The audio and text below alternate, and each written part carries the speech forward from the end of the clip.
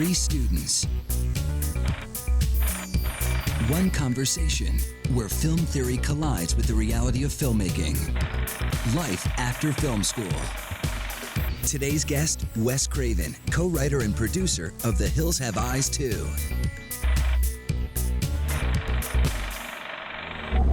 What the hell are scientists doing way the hell out here? Where is everybody? Hello! This place creeps me out. What is it?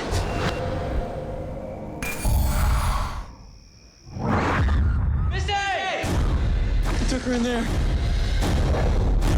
This just turned into a search and rescue mission.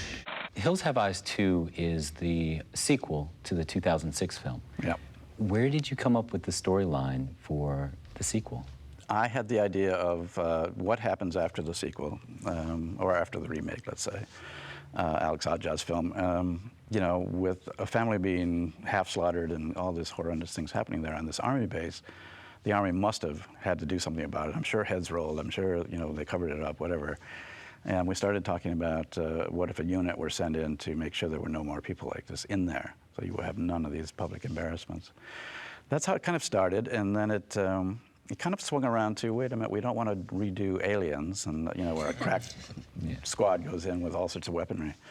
So the idea was that you have a group of American kids in the National Guard going up to face these people that are completely out of their ken, completely something that they would never think they'd have to face. Now, it'd be disingenuous if I didn't say that there's obviously a parallel here.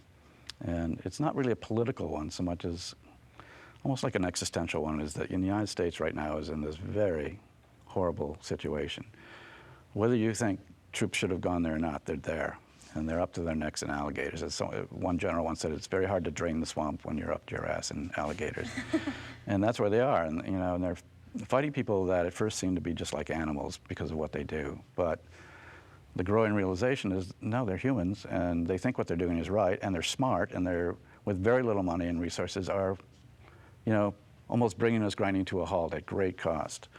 So we wanted to have that kind of a situation where you just have kids, you know, out there thinking they're going to be doing one thing, and suddenly are facing these really fast, really smart, animal-like humans who are in the mines and can reach up from underneath and grab you and pull you down, and are extremely effective because they're right in their own backyard and they know it like the back of their hand. Took her in there.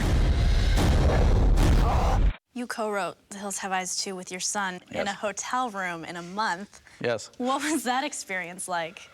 You want to talk about hell? No, I wrote it with Jonathan, my son, and we went there every morning, starting May 1st, and worked until we couldn't keep our eyes open anymore. And I think both of us thought this could be really disastrous. We had only 1 month to write. The studio was not committed to making the movie. They were willing to pay us to write a script.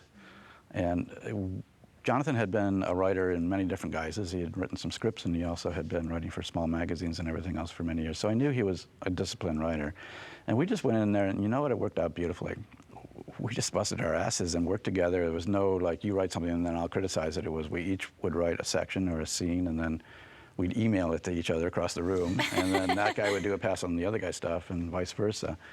After a week or 10 days, maybe even a very careful plotting and outlining. That was one of the harder things that I've done in my writing life, because, you know, we just were exhausted when we came out of there. But we came out with a really good script, and the studio read it and said, okay, green light, go. Martin Weiss directed the sequel. Yep. A director that's primarily known to American audiences as a commercial and music video director. How did you know he was going to be the right director for this production? You don't. You never, you know, on these kind of films, you don't. We're going out with directors that are doing maybe their first or second film. In the case of Alex, it was his second film that anybody knew about. He'd done 2 before that. With Martin, we had seen Butterfly, which was a very edgy film. So we knew he wasn't afraid of edgy material, and that he had taste, and that he knew how to handle a camera. And you could look at his music videos and his, you know, his commercials and see that he could do really extraordinary stuff. So it was an educated guess, and it was a roll of the dice. You know, that's how these things work. He came through great, and it's you know, it's a wonderful film, and it's got great pace and very strong. But these films are risky, and you're always going on gut instinct. And what you've learned over 30-some years, I don't want to say how many 30 years, but you know. So as the writer and producer, how do you work with the director of one of your films? Carefully.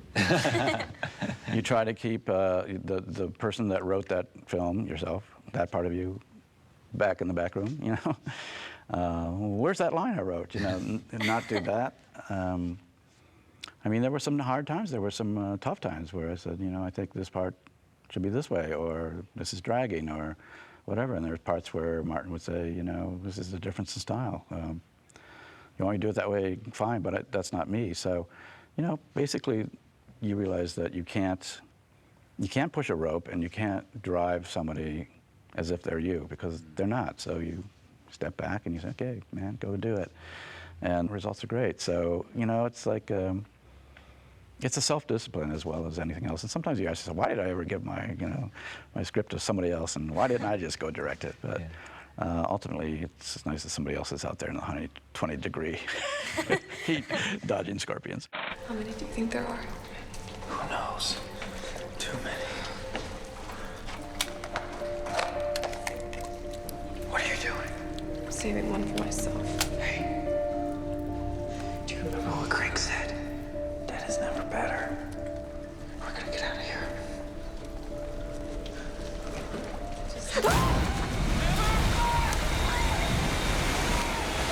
You shot The Hills Have Eyes and the sequel in Morocco when they were set in the New Mexico desert. I was wondering what compelled you to make that decision, and what were some of the challenges that came along with that choice? This is the business part of film business. Yeah. This is a very delicate subject, and you know, as a director myself, I try to keep my films in the United States. Sometimes a great risk. For instance, on Scream, Bob Weinstein insisted that we shoot in Montreal, and it was well along in the process of having been hired and everything else, and I refused. And he said, well, then you're fired. And I said, okay, I understand. And I walked out of the building, got to the car to take me to the airport, and somebody came running out and said, okay, Bob wants to see you again. And came back and he said, well, if you feel that strongly, fine. But it was an extra $1 million. In some cases, with a budget as small as the Hills budgets, that $1 million is, you know, a huge part of your budget.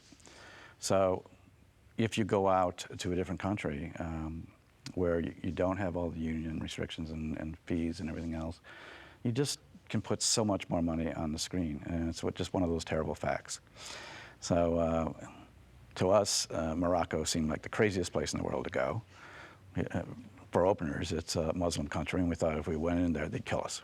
As it turns out, Morocco is a great place to shoot, and people have been shooting there from Black Hawk Down to Alexander and many other films. And they have some really nice studios, and the people are friendly, and it's safe. So you have this extraordinary landscape. Morocco, you can look for 50 miles in any direction, and you don't see anything. What is it? The Hills Have Eyes has very gory makeup and effects. Was there a sense that you needed to one-up yourselves with the sequel? No, we'd never think that way.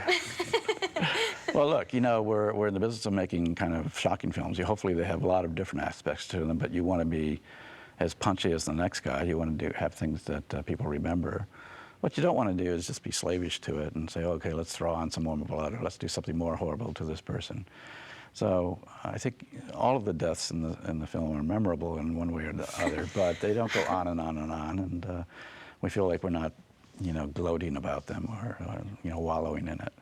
But yeah, they're films that there's a slice of Grand Guignol, and there's a slice of sort of almost mythology. You know, I mean, they're very similar to Greek myths in the sense that people lose their heads, and there's monsters with one eye come out of caves and eat you, and you know, there is something sort of almost fairy tales about these kinds of horror films. Thank you so much. Okay. Very nice.